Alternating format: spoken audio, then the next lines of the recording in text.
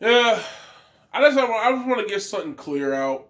I just want to clear the air because um, just in case anybody misinterpreted what I was saying, in any aspect, um, about what I was saying about Monday Night Raw, because literally what I was saying was I was giving him a 4.5 for consistency. I say I never I read the I watched the video several times. Um, I never said that they had a fantastic show. I said they had consistency. Consistency. When I was talking about consistency, I was talking about how, like, for the Lana and Nia Jax match, during the tables match, how they went back and told you about the 9 times Lana got put to the table and everything like that, or like how Ali and Kofi still talk about the past with their situation, or how like what was another good one? One second. Oh yeah, like how they did Drew and Randy, or how they went back and showed you all their history of everything that led up to that unfinished business match that was supposed to happen. Literally even down to what with Riddle and Keith Lee, of how they talked about like the titles and everything else that went on, and how they still kept how everything happened last week. They still kept to the story angle. They were keeping to the angles, even if it was lackadaisically. They still kept consistency towards what we were seeing and they were talking about. That's what I was happy about. Because at the end of the day, I know more of the time when I watch Raw, I'm gonna get a shit show. I know. It sucks because you used to always talk about Raw in the best ways, and now you always get Raw in the worst ways. But literally, I still like consistency. I still like to know what I'm watching it for. You know? And they gave us that yes, on Monday night. They did give us consistency. It was just shitty consistency. And a lot of things paid for it. Like literally, yeah. I mean, they did something stupid. I mean, why the hell wouldn't you advertise Nia Jax versus Lana in a tables match like a week ahead of time to get everything hyped up for it instead of just telling us, oh yeah, we're just gonna have a tables match tonight. Like, what the hell? What? I mean, that should have been something you should have advertised. Yeah, it might not have been the most must-see thing, but at least at the same time, we would have known. Yeah, but this storyline's been going on for 6 months. You know what I'm saying? Or more. Well, I mean, not 6 months, my bad. It's been going on for the last 3-4 months. It's understandable. Okay. So we're going to get a tables match. It makes sense. She's been getting slammed through tables. We're going to put him in a table match. She gets a little bit of she gets a vendetta. She gets some restoration to her character. She gets justice for all the wrongs that Nia Jax and Shayna Baszler did to her. What the hell is wrong with that? I'm not the biggest Lana fan when it comes to wrestling, but that storyline still made sense. That would have been a great story to talk about for a week leading into. And the fact that you guys didn't use that momentum to do that was stupid. You could have just advertised that up at the end of my God, I'm starting to stutter. But then you guys could have literally before the final match of Raw, you could have said, just like how AEW does it. Sometimes some of the matches they have going on, they don't even really talk about. It'll just be a match like, yo, for the first time, blah, blah, blah, or this, we're going to get this match next week. Okay. It's like at the same time, we couldn't have said that. It's like, okay, next week we're finding out that we're going to put an end to this grudging rivalry between Nia Jax and Lana in a tables match. It's like, oh, okay. It makes sense. I don't mind not seeing a tables match. What the hell? It makes sense. I don't care about neither one of them really all that much as athletes, but at the same time, I don't mind seeing it because it makes sense. It should be a tables match. That's what's been happening between Lana and Nia for the last several months. It's tables getting broken by Lana being slammed in them, Samoan slammed or Samoan dropped through them. It makes sense. Let's have a tables match. Let's put it to an end. What the hell was wrong with doing that? And it's like, and then like, I agree. I mean, I listen to people like Kobe Talks and Maul. I mean, they're right. Literally, the Lacey Evans Charlotte Flair thing is practically just thrown in there because it makes no sense on why Ric Flair's attacking his daughter.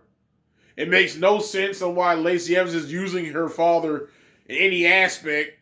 It doesn't give you any benefits. It's showing you plenty of times that most of the time Charlotte Flair still sticks to her match. The only time she gets pissed off is when Ric Flair actually interferes in the match. Outside of that, most of the time you ain't really benefiting nothing out of it. I mean, you might as well just do you. But at the same time, it's like, where is this really going? And some people, I think it might have been Kobe Talks or it might have been rated R for wrestling. They said that it could end up being Charlotte Flair versus Lacey Evans at WrestleMania. Please, God, don't. Like, literally, I don't really have any beef with, I know people like my mom and them, they don't really care for Charlotte Flair, but I already know. Charlotte Flair is one of the absolute best of this roster. No matter how much people hate it or not, people always say, oh, she's not even as much of a technical wrestler. I don't want to go through that crap again. But still at the end of the day, there's called movesets for a reason. If everybody did the same damn shit, it would not be a fun spectacle sport. I don't want to see the same thing that Asuka do, Charlotte do too. I want to see what Charlotte does, what Charlotte needs to do. Asuka does what Asuka needs to do. Everybody has their own style, their own freaking personality, and they put it in their moveset. Everything that Charlotte Flair does works for Charlotte Flair in the right way. Everything that she does says that's Charlotte Flair. When I see Asuka wrestle, everything that she does says Asuka. They're pinnacle athletes. They do the moves that works for their character. Freaking Charlotte Flair has proven on countless occasions that she is flexible, the hell of an athlete. But for some damn reason, people are like, oh, she's not even all that talented. The hell she ain't. Just because she don't do some crazy shit that some of your other favorite wrestlers do does not mean that she couldn't do it. She just don't need to do it. She does her style the way she needs to do it, as everyone else does theirs. Sasha Banks does her style her way. Carmella does her style her way. Bayley does her style her way. That doesn't make any of them less of a talent than the other one. Everybody has their own moveset for a reason. It works for their benefit. Every last one of these girls we're talking about all have 5-star matches in their career. Bayley and Sasha Banks at NXT was an NXT rival. When they had the freaking when they did the the Iron Woman match. One of the most iconic matches still to this day and day since they did it. Instant classic. You had ones like Charlotte Flair and Becky Lynch. With that damn match they did at Evolution. That last woman standing match. You had ones like Asuka, Becky Lynch, and Charlotte Flair in that TLC match at TLC 2018. You got all these great matches that these women have done and did well. And then you're sitting here complaining because you're thinking, oh, she gets overused. There's always going to be a female that's going to get used more. Let me look at it. Bayley just got done doing almost a whole freaking year. For over a year, she had 2 title reigns and dominated all of 2019 practically. Mainly almost all of 2020. 3/4 of 2020 and practically 3/4 of 2019 was all Bayley as women's champion. SmackDown women's champion. She only 5 days out of both reigns from from Money in the Bank 2019 all the way to Hell in a Cell 2020. Bayley held the SmackDown Women's Championship every single damn day except for 5 of them when she lost it to Charlotte and took it back on the first episode of SmackDown Live on Fox when she started her second reign. Ever since all those times, outside those 5 days, she dominated all those damn days. Sasha Banks is getting her hot streak right now.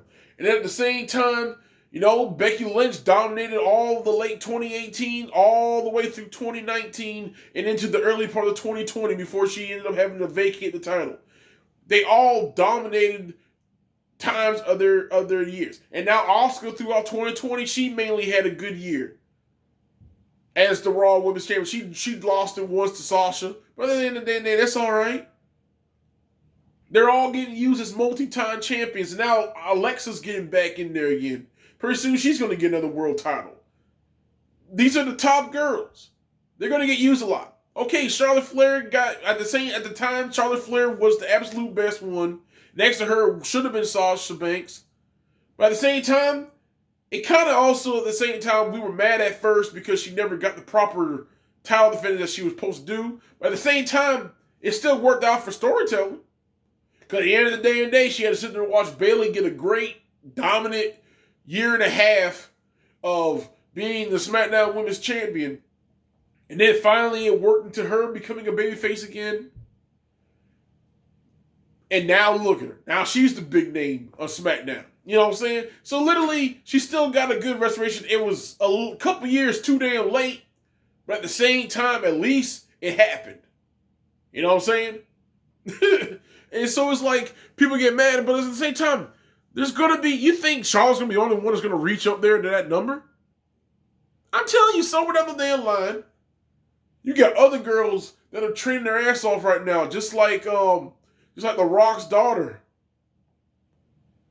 You really think that if she truly becomes an absolute good athlete in this business, and actually is somebody worth pushing, you don't think that she ain't gonna eventually get big name, gonna get a big fucking push? She's the first ever 4th generation athlete in the business, and you don't think they ain't gonna use her? Now come on. And she literally is Simone, I think what's her name? What's it? Simone Johnson? Or some shit like that. If she literally succeeds in becoming an absolute athlete in this business, well, she has all the damn tools to do, because the only damn female I've ever seen, the only superstar I've ever seen in all the family that sucks really at wrestling is Nia Jax. Everybody else in the family has been talented as all hell. So literally, she's got a high percentage of succeeding in this business. So literally, I can't wait. And if you really think that when she comes in, and she ain't going to get no multi-time world titles, and ain't going to main event, she's a 4th generation superstar. Her father was the first ever 3rd generation superstar. Now she's the first ever 4th generation superstar.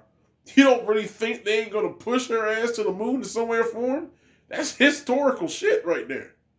She's going to be somebody in that business. And not just because of her name. If she's truly a great athlete, she's going to get used. That's the whole purpose. And at the same time, it's like, that's the whole point of the situation. Is that eventually someone else is going to reach the numbers that Charlotte is. Some of them are already halfway there. I mean, shit, like Sasha. I mean, now they're even adding the NXT titles as world titles for the women. Now Charlotte is a 13-time world champion. Sasha Banks is like a fucking 6 or 7-time world champion. Bayley is up there like 4. Bayley's like 4. Becky Lynch is 3 or 4. And the other one like Asuka, that's 3-time world champion now. I mean, like, and Alexa is like 4-time world champion. So it's like, yeah, it's like a 4 or 5. Yeah, I think it's a 4. Yeah. What was it? She beat Becky Lynch. Then she won the vacated title. After that, she beat Bayley. Then she went back again. She beat Sasha. Then after Sasha, then she beat Nia. Yeah. So she's a 5-time world champion. So, I mean, at the same time, it's like all these damn women are up there in numbers. They're the elites. That's how it always is. And later on, Bianca Belair can be another one. But, I mean, you got to start off somewhere. But at the end of the day, at least, but there's always going to be someone that's going to have a higher number. And Charlotte Flair is that one. But at the same time, it's nothing new to me because every time I see a superstar doing something like that, they always get hated on. Austin, there was people that hated Austin. I saw plenty of things like, oh, Austin shouldn't have even been in that situation. He had a double knee surgery and he comes back, he's still whooping people's ass. It makes no sense. Yeah, whatever. The Rock. People were pissed off because The Rock was a 7-time world champion. Like, oh, he's 7-time. It makes no sense. He had it 7 times. And it was John Cena. And it's Randy Orton. And it was Triple H. You know, it was like, come on. There's going to be people in the business that are going to have high numbers of championships, especially now these days. Because there's so many talented athletes, and there's always going to be that group that just does more than another one, that does more than the others. It's a business. There's no way in hell every single person is going to be a world champion. There's no way in hell every single person is going to be a mid-card champion. It's not going to happen. That's the whole point of it being championships. Even in boxing, not everybody becomes a boxing champion. You know what I'm saying? It's not going to happen. Sometimes shitty things happen. That's why you're supposed to have other things outside of championships, like tournaments and other stuff like that. There's other ways to give people accolades so they get considered important. But, you know, WWE doesn't do that like that. At the end of the day, it's like, I laugh at it every time, man. It's like, it's just a trip to me. Oh my God. It trips me out. But it's like,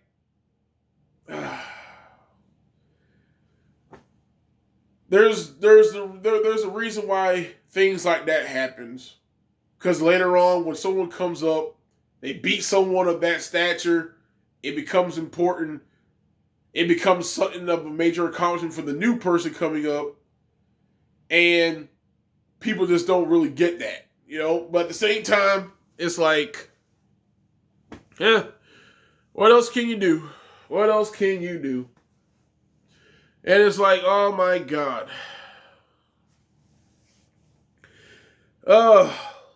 But still. That's just that's all I can think of right now. I was pandering on, but at the same time, you know, man, leave a comment down what you guys think. You know, hit the thumbs up, subscribe, hit the bell for future videos like this. And just know that I know things were shitty on that episode. I did. I know. Raw wasn't great. I was just giving it a 4.5 for consistency. That was it. Literally, there's a lot of help for Raw, and I've been through the thick and the thins before. All this shit that's going on right now, something good's gotta eventually happen, right? So I'm just sticking to it with my damn fingers crossed. You know what I'm saying? And we're gonna get back to the good light and things will get back on track. But until then, wrestling's forever. Stay safe. One love.